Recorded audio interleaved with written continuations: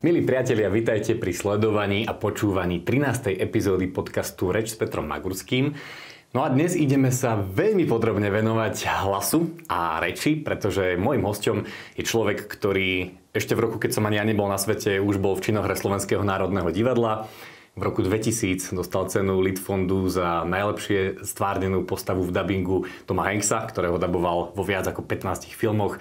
No asi najviac je preslávený Chandlerom, takže dámy a páni, v slovenskom znení účinkuje Dušan Cinkota alias Cinky. Vítaj. Ahoj, ďakujem pekne, ahojte. Je Chandler ešte stále to hlavné, čo sa s tebou tak nejako nesie, že keď nejaká postava, tak je to Chandler? Je to stále to najpopulárnejšie. Nie divu, však to bolo vysielané, neviem, v 94 krajinách, myslím. A zarobilo to neskutočné peniaze a reprízuje sa to asi najviackrát ako ostatné seriály. A to je podľa mňa famózne na tom dabingu, že akoby prežije ťa na veky tá postava. A na veky ten Chandler bude Cinky. Na veky nie. Možno pre našu generáciu, možno ešte pre tú ďalšiu. Ale keďže dubbing je viazaný na platenie licencií a tie sú viazané na nejaké doby, takže aj to postupne odchádza. Zažil som x filmov, ktoré s nami žili roky a zrazu už sú len v origináli, alebo ich predabovali iní herci, lebo tá iná televízia trvala na iných hercoch, alebo my sme už boli starí pre ten istý film. Takže ono je to taká pohyblivá doména. Nie je to celkom tak, že dubbing žije na veky. On má byť pre nás, on má byť pre kultivovanosť našej reči a vývoj našich detí, a hlavne upevňovanie tej identity, hlavne cez tú reč a cez ten jazyk. Ale stalo sa ti, že prišiel niekde Dušan Cinkota a ľudia nespoznali tvár, ale spoznali, počkaj, to je Chandler. Áno, a spoznali ma podľa hlasu. Neviem, kde ťa mám zaradiť, ale podľa hlasu. Počkaj, a potom si spomenuli. A hlavne tí mladí už, tak tí už z tváre menej poznali. Ale tak zase teraz, keď som na obrazovke častejšie, tak opäť nejak si zvykajú a učia sa, že áno, to som ja. Chceme vedieť tú tvoju cestu, pretože aj ty si k tomu nejako prišiel do bodu, kedy už ten hlas, tá reč bol tvojim pracovným nástrojom. Kedy vlastne prišiel ten moment a povedal si, že tak tú predispozíciu, ktorú mám, keď ešte na nej budem pracovať, tak vlastne ma môže živiť.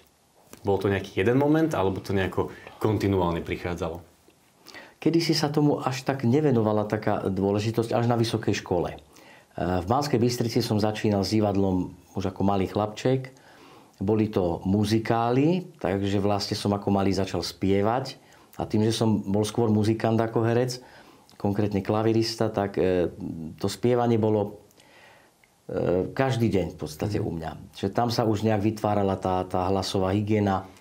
Čiže tú techniku si vlastne od detstva tvoril. Áno, áno. Ale tak nejak samostatne. Samozrejme, boli sme vedení Ankou Strečkovou veľmi pozorne a precízne, aby sme vyslovovali správne to, čo máme vyslovovať. Poteší sa vždy, keď ju spomenieš takto? No ja dúfam, že áno. To bola majsterka detského divadla. A stále nám prizvukovala, aby nám rozumela z toho hľadiska, keď tam ďaleko rozprávame my. Nemôžeme si len tak pre seba rozprávať.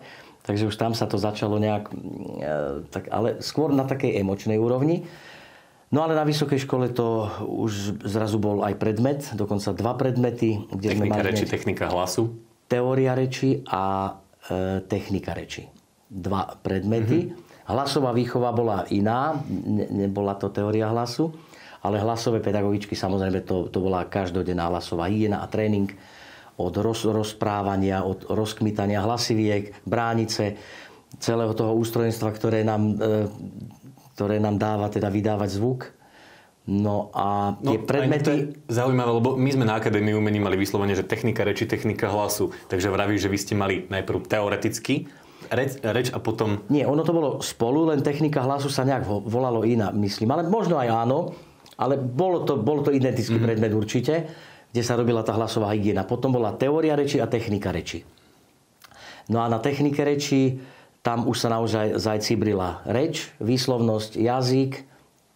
Tam nás mal asi najlepší pedagóg zo všetkých pedagógov Dušan Jamrich. A ten nám poradil jeden najjednoduchší, krásny recept, ako dostať mechaniku tej výslovnosti a tej reči do najhlbšieho mozgu, a to 10-minútovým každodenným čítaním nahlas nezmyselného, najkomplikovanejšieho textu. To znamená zobrať si buď technické noviny alebo nejakú literatúru, ktorej nemôžeme rozumieť, najlepšie medicínsku alebo z architektúry niečo, kde sú naozaj tie slova komplikované, dlhé, kombinované a dôležité len dávať pozor na tie písmenka, diakritiku, teda dĺžne, pomlčky, čiarky a v podstate nerozumieť, o čom hovoríš. A vtedy sa tá technika dostáva do úplne hlbokého mozgu. To ako keď robíš kliky a vlastne si, oštepár.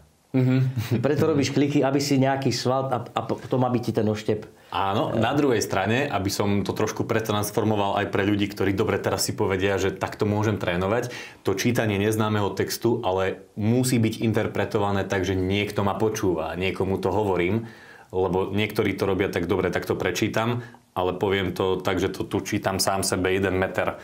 Vy ste to asi robili s tým, že síce je to komplikovaný text, ktorému ťažko rozumiem, ale musím ho predať tak, že ma počuť aj do tej 7. rady. Samozrejme, každý odborný tréning musí byť pod dohľadom niekoho, buď pedagóga, alebo minimálne zdatného praktika, ktorý sa tomu venuje.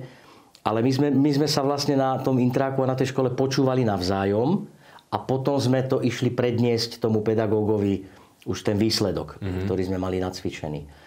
A dokonca skúšky z techniky reči boli veľmi ťažké. Bol to Štúrov text o alkohole na uhorskom sneme vo Zvolene, keď prednášal, aký zlý je alkohol a alkoholizmus. No to bol veľmi ťažkú reč si vlastne ten Štúr pripravil a my sme z nej mali úseky a mali sme ich spracovať dokonca v úplne inom význame. To znamená, rozprávať o tom alkohole, ale v priestore, obchodu, kde si ako vyberám nejakú elektroniku. A vlastne tiež... S danou okolnosťou nejak. S danou okolnosťou proste posunúť ten význam niekam inám, nie od pravdy preč, aby sme zase len technicky dokázali ukontrolovať a urozprávať ten text, to, čo máme. A zaujíma ma, keďže to bolo niekoľko rokov ten predmet, Dušan Cinko tam mal od začiatku Ačka, alebo fakt? Áno. Hej? Áno. Takže tá predispozícia bola veľmi silná. Vieš čo, predispozícia bola silná aj tým, že som z Banskej Bystrice, čo teda je obrovská výhoda, pretože my tu máme asi najčistejšiu slovenčinu. I keď sa hovorí, že Martin, ale tam už viacej mekčia, u nás zase viacej spieva, tak akurát odstrániť to spievanie, čo máme teda v strede slova, tú vlnovku, to keď sa odstráni... Medicína, áno. Teraz som v Európe počúval. Také formuláre som našiel. Takže tieto vlnovky... Keď sa odstránia, tak máme vlastne najčistejšiu slovenčinu. Máme krásne polomekel, vieme proste s tou diakritikou inak pracovať ako v iných krajoch. Kedy si začal dabovať? Prvé dabingy boli tiež v Banskej Bystrici. Mali sme tu... Počkaj, už popri škole, nie? Popri škole, áno. Asi 9 rokov som mal. Televízia bola na mieste, kde je súd. Takže nie popri vysokej škole, popri základnej škole. Popri základnej škole, áno. Popri základnej škole. To detské divadlo, ktoré bolo v Dome kultúry, tam bolo aj divadlo ochotnícke, veľmi slávne. Vtedy bola to ochotnícka scéna Andreja Sládkoviča, Banská Bystrica. Bolo to výborný súbor, dokonca hodnotený v tých najvyšších priečkách v celom Československu. A mňa tam prijal Zdenko Dřínovský, ktorý tam bol režisérom divadelným. Ma tam prijal do prvej hry Don Quixote de la Mancha, kde som hral detskú postavu a som mal asi fakt 9 rokov. Bola to veľká podsta pre mňa, obrovská výzva. A tento Zdenko Dřínovský robil vlastne režiséra interného v televízii v Banskej Bystrici. Televízia vtedy obsahovala nielen vysielacie štúdio regionálne, ale obsahovala obrovské dabingové štúdio. Kedysi boli obrovské tie štúdia dabingové, to bola obrovská miestnosť s veľkým plátnom, 2 kinopremietačky, ako kino vlastne musela byť veľká. A v tých premietačkách sa premietali tie pomyselné slučky, dnes už pomyselné, vtedy boli reálne, keďže ten film, ten 35-kový sa nastrihal naozaj na 1,5 metra alebo neviem akú presnú dĺžku. To sa zlepilo, že pri tej každej premietačke bola jedna technička, jedna premietačka. Tá technička tie lepila, strihala, založila a tá premietačka to premietala. A to sa premietalo na to plátno a my sme to skúšali dolu v štúdiu v strede za veľkým mikrofónom. Režisér bol pri pultíku, kde pri pultíku bola asistentka, ktorá musela zahlásiť každú slučku veľmi komplikovaným kódom. Nie také, že 254/1, ale x tých čísel, ktoré... Bolo to hrozne komplikované. No počkaj, to si nemohol vlastne jednu spraviť na 5. krát, to už muselo fičať. Mohol si ju spraviť na 5. krát, ale ten dubbing bol veľmi, veľmi dlho sa to robilo. No. Ale Banská Bystrica dostávala krásne detské seriály. A ja si pamätám jeden z tých prvých Iba Kaška, čo bolo niečo úžasné. A potom jeden film si pamätám ešte dodnes o potope v Budapešti. A vlastne tam som hral už toho prvého hlavného hrdinu mladého, ktorý sa zachránil na takej vežičke a ešte zachránil psa a ďalších 2 kamarátov. Takže také... Ale vidím ti také iskry v očiach, že keď spomínaš na tie dubbingové začiatky, tak spomínaš na také krásne body detstva? Áno. Pre mňa to bolo o mnoho viac, ako zobrať pokrývku a varechu a ísť sa hrať na Indiánov. Bol som tým pádom trošičku outsider, lebo zase ostatné deti nechápali, čo robím a kam chodím. Neobjavoval som sa na dvore, rád som si kreslil, rád som hral na klavíri, rád som chodil do dabingu. A ešte Banská Bystrica mala jednu úžasnú vec a to bola súťaž Sárova Bystrica. Moderátorská. Či ti to niečo... Samozrejme, vtedy sa to volalo konferencierská, moderátorská, ešte nebolo to slovo. Konferenciér, inak sa to volalo. Ja sa s týmto stále stretávam. Keď ma volá staršia generácia moderovať, tak spravíš nám konferenciéra. Ešte stále to funguje. To je zase od konferencií, tak inak sa stretnutia nevolali. Buď sa volali valné zhromaždenia, alebo konferencie. No a ja som raz tú Sárovú Bystricu vyhral. A vieš, čo som vyhral? Vieš, čo bolo vlastne tá cena? No. Že som mohol každé ráno od 4:30 ísť hlásiť do rozhlasu čas. Wow. Čiže pred školou, keď som išiel do školy na 8, tak som o 4:30 prišiel do rozhlasu. Takže spravili lacnú pracovnú silu v podobe víťaza Sárovej Bystrice. Áno, ale bolo to inak brané. Ja som za to bol platený. Boli to samozrejme nejaké korunky, ale vieš čo, na zmrzlinu bolo. Takže ja som sa z toho strašne tešil. A už reč bola tvojim pracovným nástrojom. A tam dokonca som dostal ešte ďalšiu po nejakom mesiaci. Mi povedali, že dobre ti to ide. Tak som dostal aj tú poctu a výsadu čítať krátke správy. To ráno. Čiže nielen čas, ale aj také krátke správy. To bolo na takých papierikoch a buď bola 1 alebo 2. No to bola obrovská radosť pre mňa. A to si bol dieťa ešte stále. To som mal 10 rokov. 10 rokov. Ako 10-ročný som toto robil. To znamená, že mikrofón je tvoj sparring partner na celý život. Absolútne. Asi áno. Hovoríš o Sárovej Bystrici, tak poďme aj k tomu moderovaniu. Ty máš v portfóliu aj Dušan Cinkota nielen dubbingový herec, ale aj moderátor? Áno, ale trošku sa zmenila klíma, aj vôbec celý tento biznis. Sú moderátori a moderátori. My sme mali fakt takú tú... Ja si vážim to moderátorstvo také, kde sa aj niečo povie, kde sa aj niečo naozaj myslí a kde je to naozaj pripravené. Čiže ja keď zoberiem nejakú akciu, zvyknem sa na ňu dosť precízne pripraviť. Nie som ten typ moderátora, že zoberiem hocičo a rozprávam len, aby som rozprával. To sa mi až tak veľmi zase nepáči.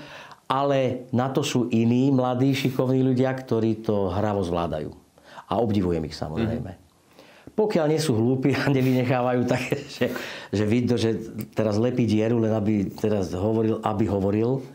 Takže to ako Lasica povedal, že dnes je najlepší moderátor ten, ktorý 5 minút dokáže rozprávať bez nadýchnutia. Áno. A to je asi také kritérium mnohých dnešných moderátorov. Ja dúfam, že to tak nie je. Že to sú tí horší. Ale závisí od relácie, lebo zase Ja to môžem do svojej skúsenosti povedať, záleží od toho, čo moderujem, kde moderujem, pre koho moderujem. A iný Peťo Magurský komentuje športový priamy prenos, iný Peťo Magurský sa prihovára ráno v rádiu Regina Stred. Tam je úplne iné tempo reči, tam je úplne iná štilistika toho, čo hovorím a ako, lebo ja úplne chápem, že existujú relácie, existujú eventy, kde chcú toho moderátora, ktorý naozaj takto potrebuje vyplňať čas, aby to bolo takéto. A úplne rovnako chápem, že príjemné ráno prajeme z rádia Regina Stred. Najbližšie 4 hodiny strávite v spoločnosti Petra Gazareka a Petra Magurského. Lebo je tam iná cieľovka. A ty si v podstate v pozícii, kde si cieľovku vyberáš. Že tak, OK, tak tu úplne nepatrím a áno, toto mi je blízke, tak to vám rád spravím. Aspoň tak som to pochopil. Ale niekedy, keď robia akciu nejakí kamaráti, a ktorých poznám a viem vlastne, čo ich zaujíma, čo ich baví, tak vtedy zoberiem aj takú akciu. Kde idem proste ako píla a celkom ma to aj baví. Hej. Čo je pre teba v tom verbálnom prejave najväčší rozdiel medzi používaním slova ako moderátor a používaním slova v rámci javiska, dabingu v tej hereckej praxi? Tak tam je určite veľký rozdiel, pretože moderátor má o mnoho viac času a viac percent tej koncentrácie mozgu na tú nosnosť toho hlasu. Čiže samozrejme musí vedieť, o čom hovorí, ale vie si kontrolovať tú nosnosť, lebo je v podstate konštantná. Pri herectve viac času, aj priestoru toho vnímania, aj tej sebareflexie zaberá emócia. A tá emócia často dokáže aj tú reč pohltiť, dokáže tú reč zmeniť a na to musíme byť trénovaní, aby sme to nedovolili zmeniť až do nerozumenia. Čo sa dosť často stáva hercom.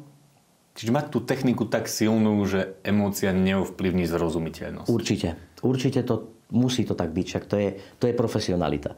Na tom vidíš, podľa toho teda rozoznáš amatérského herca alebo nepripraveného herca, keď zrazu mu z toho javiska nerozumieš, zrazu dokonca mení rýchlosť, štýl reči, neprispôsobí to tej postave, lebo tá emócia ho pohltí. Takže tá technika, ten tréning zabezpečí to, aby tá emócia ti nedovolila zmeniť ten hlas. Hovoríš tréning, skočím ti do toho. Áno. Dušan Cinkota vo svojom veku, vo svojich skúsenostiach trénuje svoju reč? Každý deň. To nesmie odísť z nášho života. To ako keby športovec prestal trénovať, tým pádom čo, ide do dôchodku? Nemôže ísť na súťaž, nemôže športovať, keď netrénuje. Ten tréning každodenný je okrem jazykolamov a hlasovej skúšky, hlasovej prípravy, to si robím každý deň, tak si cvičím jazykolami, aj to čítanie toho textu nahlas. A to ti cez deň príde tak samozrejme. Niekedy ma to chytí aj v autobuse, alebo keď sa pozabudnem a v meste, zrazu sa nudím, alebo pozerám výklad, tak si začnem rozprávať. A potom si všimnem, že si to ľudia tak všímajú. A ťažko to tak spracúvam, že bože, zase sa zabudol. Zase budú o tebe hovoriť, že si blázon. Ale tak to asi patrí k našej profesii. Ja to tak mám, keď idem nahrávať alebo čo a niekto vidí na križovatke, ako ja sám iba rozprávam. No teraz je to už, že Bluetooth, že volám, ale keď nebolo, tak to je, že on čo, nadáva tam za volantom? Jo, ja v aute to si presne, keď sa pozerajú na mňa, že čo robím? Emočne, normálne, keď si texty opakujem. Áno. A keď si spievam, tak to ešte, to aj robím všelijaké ksichty. To si čiže v aute, keď si sám, tak prebieha stále rečový tréning. Áno, to určite. V aute je taký kľud. Teraz sú tie autá už aj tak zvukovo inak zabezpečenejšie, nejako tie staré Škodovky. A aj tá muzika tam vie byť kvalitnejšia, aj teda viem si tam pustiť podklady, piesni. Samozrejme recitujem si rád v aute, kde... To som sa chcel spýtať inak. No. Lebo toto... A to je trošku aj vlastne tá ťažšia téma, cez ktorú si prešiel a ktorú nechcem nejako rozpitvávať, už si o nej hovoril v XY podcastoch, ale skrz to slovo, ja sám cítim, aký mám k nemu vzťah. A v tom čase, v tých 8 rokoch, chýbal ti ten dotyk s umeleckým slovom? Nie, lebo som si to každý deň takisto, aj tam som si trénoval, no jasné. A hlavne získal som takú možnosť, v podstate presadil som vďaka riaditeľovi v Ružomberku dramatoterapiu. A pre tých najťažších alebo najkomplikovanejších bol tam taký oddiel, kde boli len mreže. A v podstate vďaka tej dramatoterapii, kde som trénoval aj ich a samozrejme aj seba, kde prestali konflikty. Že malo to neskutočný záber a obrovské výsledky. Wow. Na základe toho natočil Dodo Baňák dokumentárny film, kde jeho synovec v Nemecku robil to isté, čo ja, ale ako občianske združenie zvonku, čo u nás systém vôbec nedovoľuje. A akože sme sa stretli, spravili dokument stadiaľ od nás, aké to je u nás komplikované niečo také urobiť a dokázať. No a sme si vlastne rozprávali, kam to dospelo v tom Nemecku, ako je to možné viesť a pracovať. A to je neuveriteľné, koľko tej emócie väzni dokážu mať, spracovať a vydať. To je... Toto som netušil. Ty si normálne vo väzbe vytvoril akoby dramatický krúžok. Nie vo väzbe, priamo vo výkone trestu, vo väzení. Ťažkom väzení. Wow. No po 2 roky sme mali vlastne 2 premiéry. Prvá bola s veľkými zbraňami, s veľkou ostrahou, s veľkou obavou. A na rok už pozval pán riaditeľ ľudí z mesta, z okresu. Už tam bolo také politické zastúpenie, aby tí ľudia vnímali, že aj takýmto spôsobom sa dá pracovať s ľuďmi a smerovať k ich náprave, nie len restrikčne. A myslím si, že to bolo veľmi, veľmi, veľmi dobré pre ten proces toho zlepšovania. A pre mňa to bol úžasný tréning zase. Wow, takže neodišiel si od toho. Nie. Ani na chvíľu. Wow. A pokiaľ som mal inú prácu, tak som si tam samozrejme nezabudol spievať. Mal som tam aj gitaru. Recitovať, nahlas čítať texty. Takže ja som veľký čitateľ, ja som hltač kníh. A nikdy nezabudnem, keď čítam knihu, vždy veľká časť tej knihy ide nahlas. Keď si idem sám tú knižku, tak si čítam naozaj nahlas. A to je fakt ten najlepší tréning pre herca. Ty si vravel v rozhovoroch, že každý ten človek, ktorý je tu, má nejaké to povolanie, že na čo bol povolaný. Uh-huh. Keď toto vravíš, tak ja si myslím, že keďže všetko sa deje pre niečo, tak tí ľudia, ktorí zrazu objavili v sebe tam nové emócie, zrazu začali inak komunikovať, tak možno aj toto bolo to tvoje poslanie, ktoré si mal odovzdať. Možno áno.